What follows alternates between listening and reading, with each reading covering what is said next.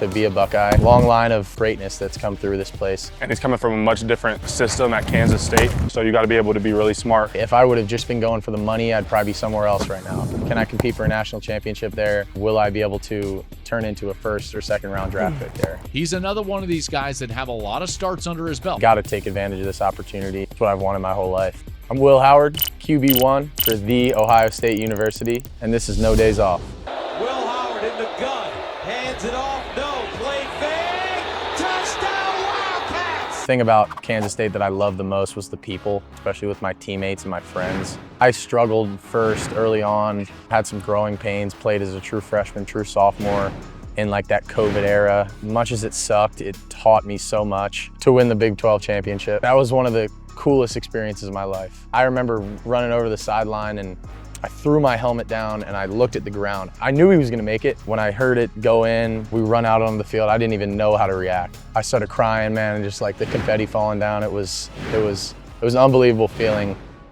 You know, in terms of what I needed and what I wanted, Ohio State was the perfect place. I gotta put myself in a position to be a first round, second round draft pick, and if I wanted to truly move the needle on it, I would have to enter the portal. With this new day and age of the transfer portal, you got schools throwing crazy amounts of money at you, and my goal is to be a starting quarterback in the NFL.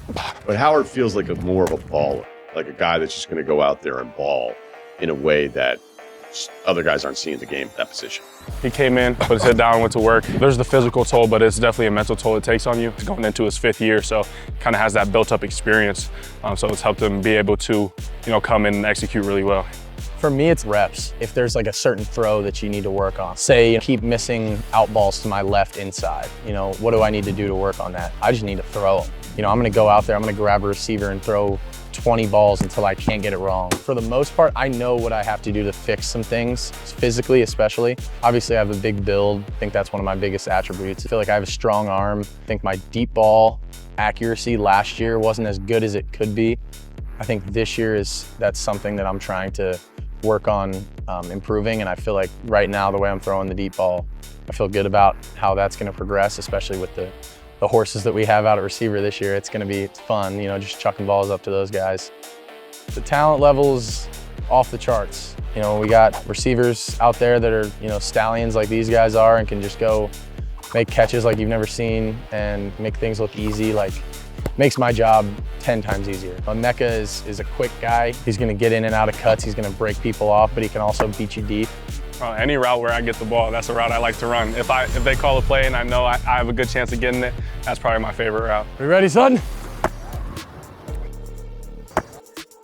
Everything's bigger here, the stadium's bigger, the buildings are bigger, there's more of everything. You walk through the Woody, the amount of trophies, accolades, great players, All-Americans, it's surreal. And, the people that I've been able to meet, the ex-players like Chris Carter and Joey Galloway and all the guys that come through, and Coach Meyer and all these legends that have come through here. It's like, to be able to be a part of something like this with the amount of tradition and the excellence, the people, I don't take it lightly. Wearing the scarlet and gray is truly like a privilege. Stepping into this position that I'm in, I knew what I was signing up for. Obviously, everything is super, super heightened, and everyone here is expecting a national championship, and that's what we're expecting for ourselves. We have 3 goals as a team. First is beat the team up north. Second is a Big 10 championship, and third is a national championship. We know what's on the line. We know what's at stake. We know that we have to win them all, and we have to beat the team up north if we want it to be considered a successful season. The reality of the situation is, last year, team was 11-2, won all of them but one. They just lost the wrong one. It's time to be done with that and win them all and make it happen this year. Thanks for watching my episode of No Days Off. Make sure to like and hit that subscribe button.